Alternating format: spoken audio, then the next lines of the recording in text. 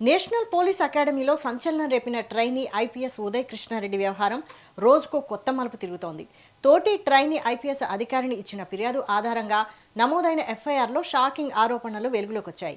WhatsApp వేధింపులు, వ్యక్తిగత వీడియోలతో బ్లాక్మెయిల్, గదిలో బంధించి బెదిరింపులు, శారీరక దాడి వంటి తీవ్రమైన ఆరోపణలు నమోదు కావడంతో ఈ కేసు దేశవ్యాప్తంగా చర్చనీయాంశంగా మారింది. అసలు ఎఫ్ఐఆర్లో ఏముంది, బాధితురాలు చేసిన ఆరోపణలేంటి, ఇప్పుడు వివరంగా తెలుసుకుందాం. నేషనల్ పోలీస్ అకాడమీలో శిక్షణ పొందుతున్న ట్రైనీ ఐపీఎస్ అధికారిని ఫిర్యాదు మేరకు ఉదయ్ కృష్ణారెడ్డిపై పోలీసులు కేసు నమోదు చేశారు. బాధితురాలు అందించిన ఫిర్యాదు ఆధారంగా ఎఫ్ఐఆర్ నమోదు కాగా అందులో పలు తీవ్రమైన ఆరోపణలున్నాయి. ఈ కేసుకు సంబంధించిన దర్యాప్తును పోలీసులు కొనసాగిస్తున్నారు. ప్రస్తుతం ఆరోపణలపై విచారణ కొనసాగుతుండగా కేసులోని ప్రతి అంశాన్ని అధికారులు పరిశీలిస్తున్నారు. ఫిర్యాదు ప్రకారం ఉదయ్ కృష్ణారెడ్డి వాట్సాప్ ద్వారా తనను పదే పదే వేధించారని బాధితురాలు పేర్కొన్నారు.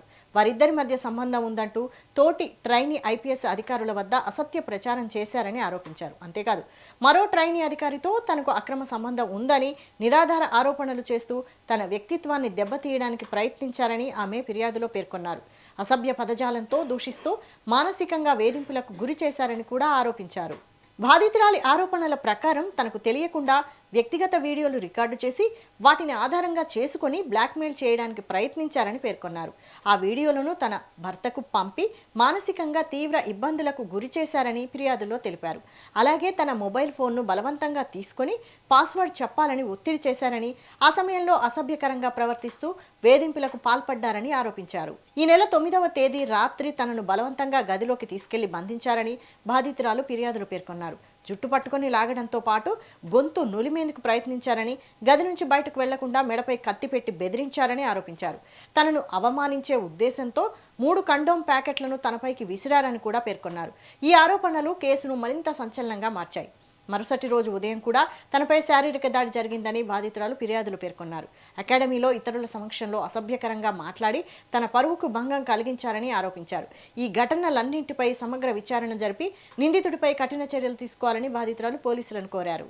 ఈ ఫిర్యాదు ఆధారంగా అత్తాపూర్ పోలీస్ స్టేషన్లో నమోదైన లైంగిక వేధింపుల కేసులో ట్రైనీ ఐపీఎస్ ఉదయ్ కృష్ణారెడ్డిని పోలీసులు హైదరాబాద్ శివార్లలో అదుపులోకి తీసుకుని విచారిస్తున్నారు. అదుపులోకి తీసుకున్న ఉదయ్ కృష్ణారెడ్డిని పోలీసులు అత్తాపూర్ పోలీస్ స్టేషన్లో స్టేట్మెంట్కు రికార్డు చేయనున్నారు.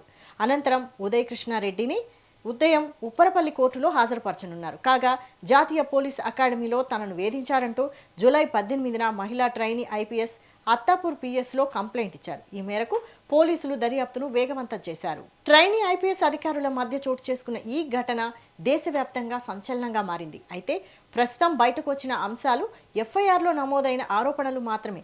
ఈ ఆరోపణలపై పోలీసులు దర్యాప్తు కొనసాగిస్తున్నారు. విచారణ పూర్తయిన తర్వాతే వాస్తవాలు పూర్తిగా వెలుగులోకి వచ్చే అవకాశం ఉంది. అప్పటి వరకు అధికారిక దర్యాప్తు ఫలితాల కోసం వేచి చూడాల్సి ఉంది.